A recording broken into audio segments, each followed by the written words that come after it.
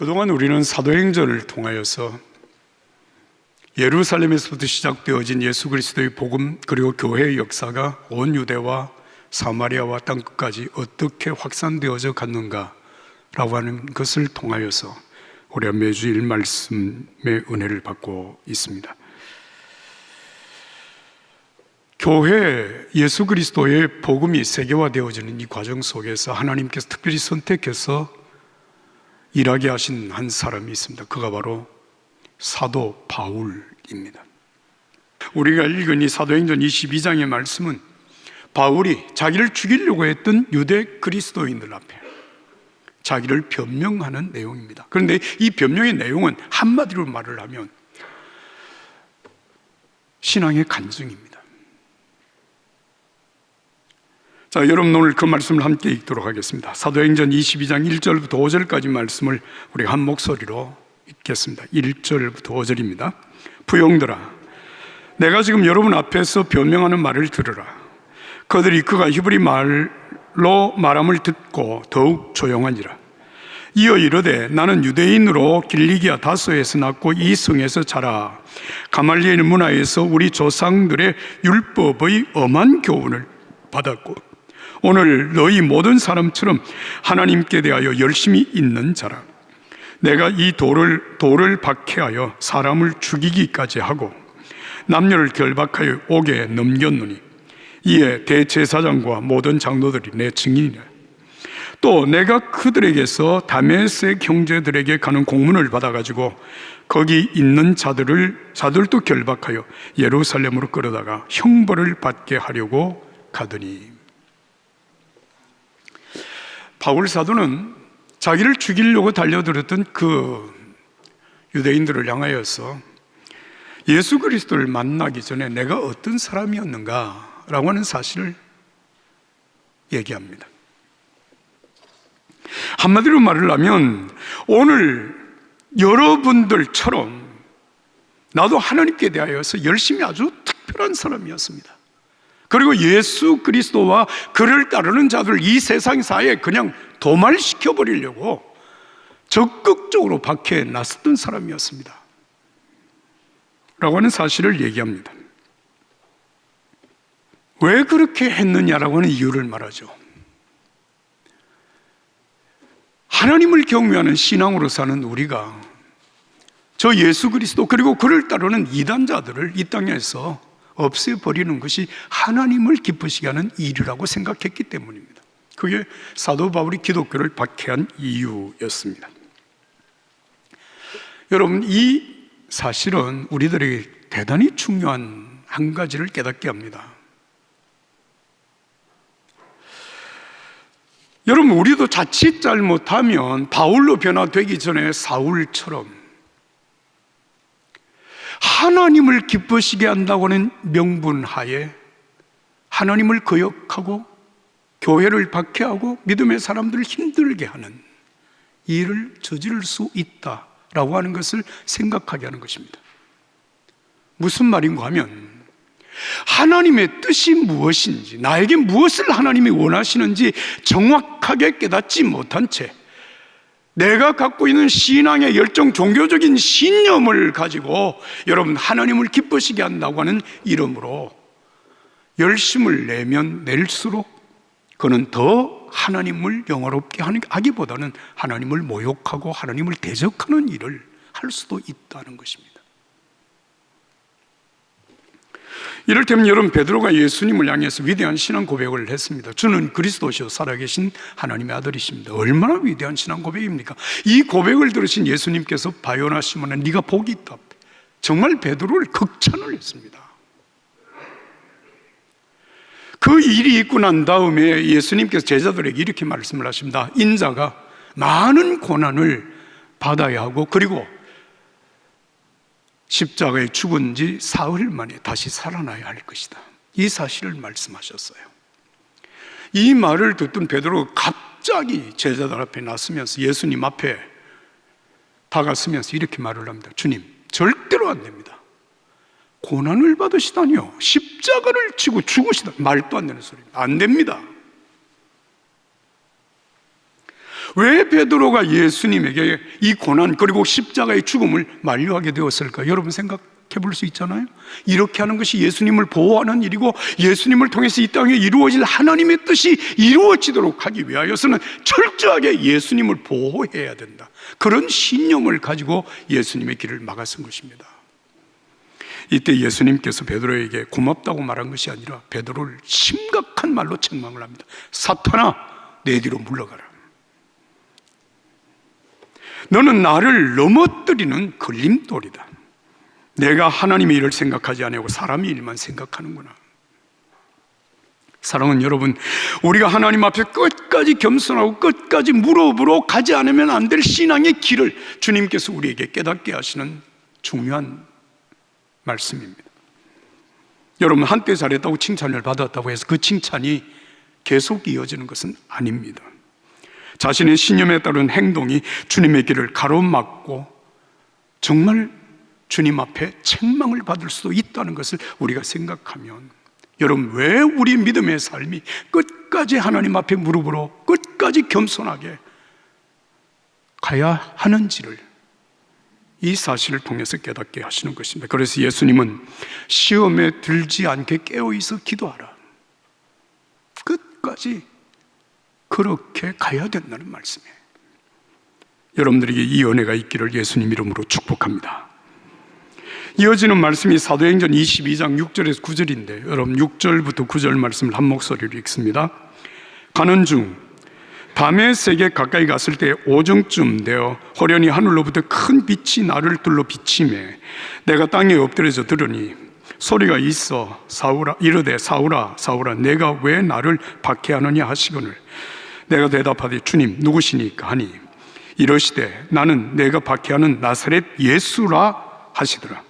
나와 함께 있는 사람들이 빛은 보면서도 나에게 말씀하시는 이의 소리는 듣지 못하더라.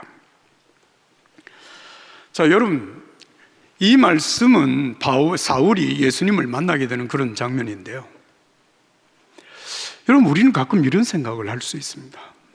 정말 하나님이 살아계시고 전능하시다고 하면 왜 하나님께서 교회를 짓밟고 믿음의 사람들을 힘들게 하고 고통스럽게 하는 저 악한 사람들을 그냥 방치하고 계시는가? 정말 하나님 살아계십니까? 정말 하나님이 믿음의 사람들을 사랑하시는 것입니까? 라고 여러분, 우리가 하나님에 대하여서 여러분 의심을 제기할 수가 있습니다. 왜 저 사울과 같은 인간,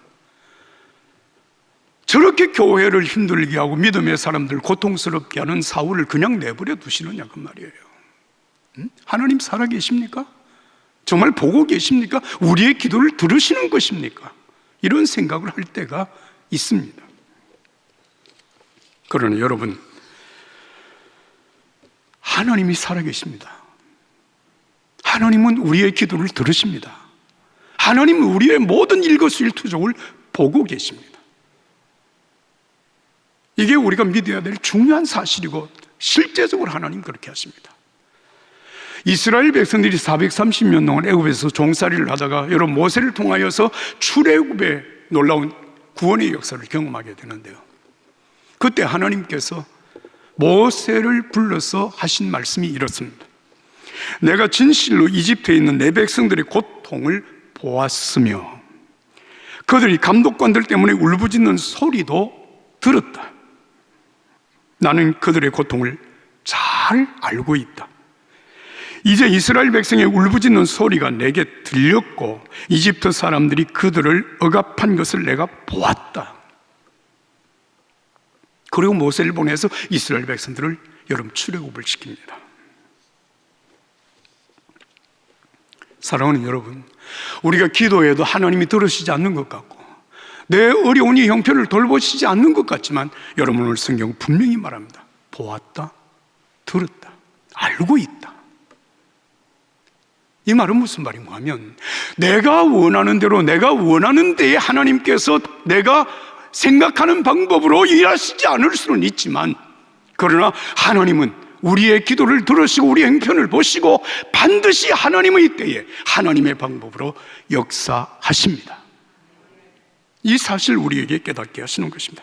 사울을 여러분 주님께서 끝까지 방치하지 않았습니다. 사울을 만나시고 그를 바울로 바꾸십니다. 박해자를 여러분 복음을 위하여서 생명을 내어드리는 순교자가 되게 하셨습니다. 그러므로 여러분, 사울을 만나 주셨던 예수님, 오늘 우리를 보시고 우리 가운데 역사하시는 것을 믿으시기 바랍니다. 그리고 또 한 가지 중요한 사실은 여러분, 영적인 경험이라고 하는 것은 대단히 은밀하고 대단히 개인적으로 이루어진다고 하는 것입니다. 자, 여러분, 지금 사울이라고 하는 사람이 다메섹에 있는 그리스도인들을 잡아서 그들을 예루살렘으로 끌고 와서 형벌을 가하기 위하여 지금 다메섹으로 가고 있습니다. 그런데 혼자 가는 것이 아닙니다. 그와 함께 가는 여러 명의 사람들이 있습니다. 정확하게 몇 명인지는 성경이 밝히지 않지만 그 여러 명의 사람들이 사울과 함께 다메섹으로 들어가는데 정오쯤 되었을 때 하늘에서 갑자기 맹렬한 빛이 사울을 둘러 비춥니다. 여러분, 그 길에 사울과 함께 가던 사람들이 사울에게 둘러 비치는 그 빛을 모두가 함께 보았다 그랬습니다. 그러나 여러분, 그 빛으로 말미암아 쓰러진 사람은 단 한 사람, 사울이었습니다. 그리고 그 빛 때문에 눈이 멀어서 앞을 보지 못하게 된 사람은 사울 한 사람이었습니다. 그리고 그 넘어진 자리에서 정말 예수님을 만나고 예수님의 음성을 들었던 사람은 단 한 사람, 사울뿐이었습니다. 여러분, 같은 장소에서 같은 지금 사건을 지금 경험하는 사울을 보고 있는 모든 사람들이 사울이 경험하는 그 역사를 경험하지 못합니다. 사랑하는 여러분, 오늘 우리가 같이 하나님을 경외하고 같이 하나님 앞에 예배하고 같이 하나님 앞에 기도하였다고 할지라도 여러분, 우리 각자의 심령 속에 주님을 향한 우리의 마음, 우리의 영적인 상태, 우리의 간절함은 여러분 다 다르기 때문에 각자가 받는 은혜는 같지 않습니다. 이를테면 여러분, 고린도전서 12장 4절 이하의 말씀을 보면 성령께서 모든 믿음의 사람들에게 역사를 하실 때 성령의 은사가 사람들에게 나타나게 됩니다. 그런데 그 성령의 은사가 어떤 사람에게는 같은 한 성령으로 지혜의 말씀을, 어떤 사람에게는 같은 성령으로 지식의 말씀을, 어떤 사람에게는 병 고치는 은사를, 어떤 사람에게 예언할 수 있는 능력을, 어떤 사람에게는 방언을 할 수 있게 하시는 은사가 각각 다르다. 같은 한 성령인데 여러분, 그 성령을 받은 믿음의 사람들에게서 나타나는 은사의 종류는 다양하게 나타났다는 것입니다. 오늘 우리들에게도 마찬가지입니다. 함께 예배하고 함께 기도하지만 어떤 사람은 여러분 성령으로 말미암아 심령 속에 한없는 평화를 경험하는 사람이 있는가 하면 어떤 사람은 여러분 그 같은 성령으로 말미암아서 육신의 질병으로부터 고침을 받는 사람도 있습니다. 어떤 사람은 같은 한 성령으로 말미암아 정말 사업적으로 일 굉장히 어렵고 힘든 그 순간에 하나님의 지혜로 말미암아 이 일을 어떻게 해야 될지 지혜를 받는 사람도 있습니다. 어떤 사람은 깨어진 인간관계가 회복되어지는 은혜를 경험한 사람들도 있습니다. 함께 기도하지만 하나님께서 구하는 그 심령을 따라서 역사하시는 은혜의 역사는 각각 다를 수 있습니다. 사모하는 영혼을 만족하게 하신 하나님의 은혜를 오늘 이 시간에도 예배 중에 여러분 기도하는 중에 경험하게 되기를 예수님 이름으로 축복합니다. 끝으로 우리가 함께 읽을 말씀이 사도행전 22장 10절에 15절의 말씀인데요, 같이 읽겠습니다. 10절부터 15절입니다. 내가 이르되 주님 무엇을 하리이까? 주께서 이르시되 일어나 다메섹으로 들어가라.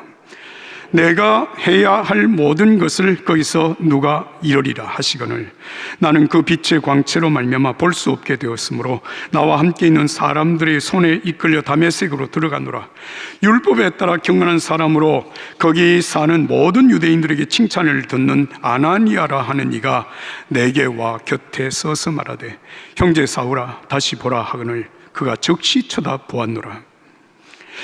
그가 또 이르되 우리 조상들의 하나님이 너를 택하여 너로 하여금 자기 뜻을 알게 하시며 그 의인을 보게 하시고 그 입에서 나오는 음성을 듣게 하셨으니 내가 그를 위하여 모든 사람 앞에서 내가 보고 들은 것을 그새 증인이 되리라. 할렐루야.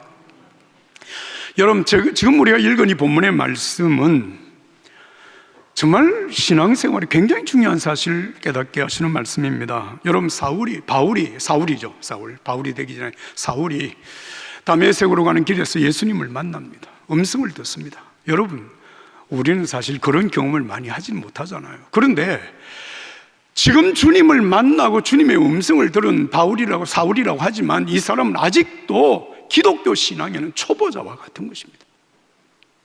이 사람에게 정말 중요한 것은 누군가 영적으로 지도해주고 가르침을 주고 그를 이끌어줄 여러분 신앙의 멘토가 필요한 것입니다. 그래서 주님께서 이 사울에게 멘토로 붙여준 사람이 다메섹에 사는 예수 그리스도의 제자 아나니아라고 하는 사람이었습니다. 아나니아는 바울의 아주 훌륭한 멘토였습니다. 여러분, 신앙생활이라고 하는 것이 사실 그렇습니다.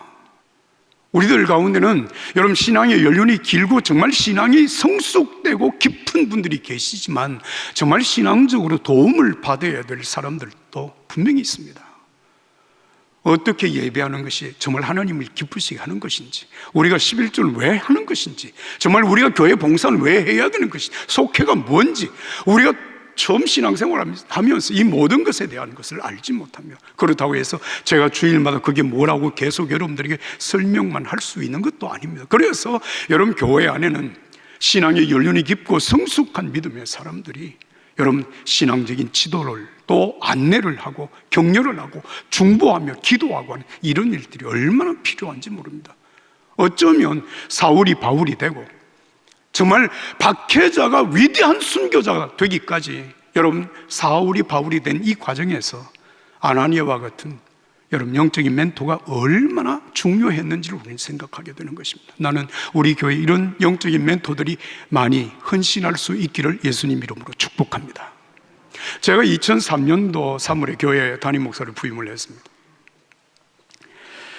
저는 사실 교회를 섬기면서 교회를 개척하여 섬기는 중에 교회가 정말 하나님의 은혜 가운데 크게 성장하는 것도 경험을 하였습니다. 그러나 역사 있는 교회, 원로 목사님을 모시고 여러분의 장로님과 함께 교회를 섬기는 것은 저에게는 그렇게 익숙한 일이 아니었습니다. 이게 참 쉬운 일이 아니었습니다. 그래서 제가 교회 부임을 하기 전에 정말 훌륭하고 자상한 두 분의 선배 목사님으로부터 멘토링을 받았습니다. 역사 있는 교회 원로 목사님 모시고 그리고 장로님들과 함께 교회를 섬기는 것이 어떻게 해야 되는 것인지를 정말 친절한 가르침을 받았습니다. 제가 부족하지만 오늘까지 교회를 섬길 수 있었던 것은 그분들의 훌륭한 멘토링에 도움을 입었기 때문입니다. 그렇습니다. 사랑하는 여러분, 아나니아와 같은 바울에게 적절한 멘토, 오늘 이런 멘토를 하나님께서 여러분들에게 만나게 하시기를 예수님 이름으로 축복합니다. 자, 여러분, 그리고 여기 한 가지 또 중요한 사실을 알게 하시는데요. 이 멘토 아나니아가 바울에게 어떻게 내 인생을 살아야 할 것인가라고 하는 것을 깨닫게 해주었습니다. 오늘 본문 말씀 여러분 14절과 15절의 말씀 제가 읽겠습니다. 그가 또 이르되 우리 조상들의 하나님이 너를 택하여 너로 하여금 자기 뜻을 알게 하시며 그 의인을 보게 하시고 그 입에서 나오는 음성을 듣게 하셨으니 15절의 말씀입니다. 내가 그를 위하여 모든 사람 앞에서 내가 보고 들은 것의 증인이 되리라. 한번 따라서 합시다. 내가 보고 들은 것, 보고 들은 것의 증인이 되리라고 말씀을 하신 것입니다. 여러분, 이것은 오늘 우리가 믿음의 삶을 살고 하나님의 자녀로서 우리의 미래를 살아갈 때 우리가 가야 될 신앙의 길이라고 하는 것이 어떻게 가야 할 것인가를 깨닫게 하는 것입니다. 보고 들은 것. 여러분, 무엇을 보았습니까? 다메섹 도상에서 예수 그리스도를 만났습니다. 예수님을 보았고 예수님의 음성을 들었습니다. 하나님의 뜻을 깨닫게 하였습니다. 우리가 보고 들은 것, 여러분, 우리 신앙생활은 내가 진리를 창출해내거나 남이 한 번도 경험하지 못했던 어떤 새로운 길을 가는 것이, 여러분, 그것이 신앙의 길이 아닙니다. 보고 들은 것입니다. 사도행전 4장의 말씀을 보면 성령 충만함을 받은 베드로와 요한이 나가서 복음을 담대히 증거합니다. 그때 예수님을 십자가에 못 박았던 지도자들이 베드로와 요한을 붙잡아서 협박을 합니다. 이렇게 협박합니다. 절대로 예수의 이름으로 말하거나 가르치지 말라. 그때 베드로가 이렇게 말하죠. 우리는 보고 들은 것을 전하지 않을 수가 없다. 보고 들은 것입니다. 예수님이 이 땅에 오셔서 전하신 그 말씀들의 가르침을 들었습니다. 그리고 예수님이 십자가에 죽으시고 사흘 만에 부활하신 것을 보았습니다. 예수님이 승천하시는 그 역사를 보았습니다. 우리 가운데 오신 성령의 역사를 경험하였습니다. 여러분, 초대교회, 예루살렘 교회로부터 시작해서 여러분 안디옥 교회, 에베소 교회, 수많은 교회들이 세워질 때 이 교회들이 많은 박해 속에서도 믿음을 지키고 담대히 주의 복음을 전하면서 오늘 세계 곳곳에 교회가 세워지고 저와 여러분들까지 구원의 자리에 이르게 된 것은 여러분 바로 보고 들은 자들이 전해준 그 복음의 진리 때문이었습니다. 그렇습니다. 여러분, 오늘 교회가 힘을 잃고 있다, 오늘 그리스도인들이 힘을 잃고 있다고 말하는 사람들이 있습니다. 왜 그럴까요? 초대교회, 처음 교회들은 그 어려운 박해 속에서도 믿음을 지키고 교회를 세우고 복음을 전하는 역사를 감당했는데 왜 오늘의 교회들이 힘을 잃고 오늘의 그리스도인들이 여러분 세상에서 정말 그 역할을 감당하지 못하는 이유가 무엇일까요? 보고 들은 것. 정말 우리의 신앙이 예수 그리스도를 중심한 이 확실한 믿음 위에 서 있는지 우리 자신을 돌아보아야 하지 않겠습니까? 모든 능력과 모든 은혜는 위로부터 오직 예수 그리스도로부터 우리에게 주어지는 것입니다. 처음 교회가 시작된 지 오늘까지 여러분, 교회가 교회답게 되어지는 것은 오직 하나, 예수 그리스도의 은혜입니다. 그 능력입니다. 그 십자가의 역사로 말미암아 이루어지는 구원의 역사입니다. 오늘 사도 바울은 예루살렘에 올라갔다가 정말 죽임을 당할 위기에 처하였습니다. 체포된 상황 속에서 그는 자신을 변명을 하면서 여러분 영적인 출발점에서 다시 얘기를 시작합니다. 영적인 출발점이 어디입니까? 다메섹으로 가던 그 길, 그곳, 예수님을 만났던 곳, 그 자리에 다시 돌아가서 예수님을 만나기 전에 내가 누구였는지를 사람들에게 고백합니다. 내가 만난 예수님이 나를 어떻게 변화시켰는지를 담대하게 말합니다. 그리고 그 예수님과 함께 내 인생을 어떻게 살아야 하는지에 대하여서 분명하게 말하고 있습니다. 여러분, 어려움을 당하고 삶의 여러 가지 위기를 만날 때 우리의 신앙이 흔들릴 수 있고 신앙생활이 혼잡해질 수가 있습니다. 어려워질 수가 있습니다. 그때 우리가 돌아가야 할 곳은 신앙의 출발선입니다. 나를 만나주신 예수 그리스도, 나를 구원해 주신 예수 그리스도, 그분을 만났던 그 삶의 자리로 돌아가서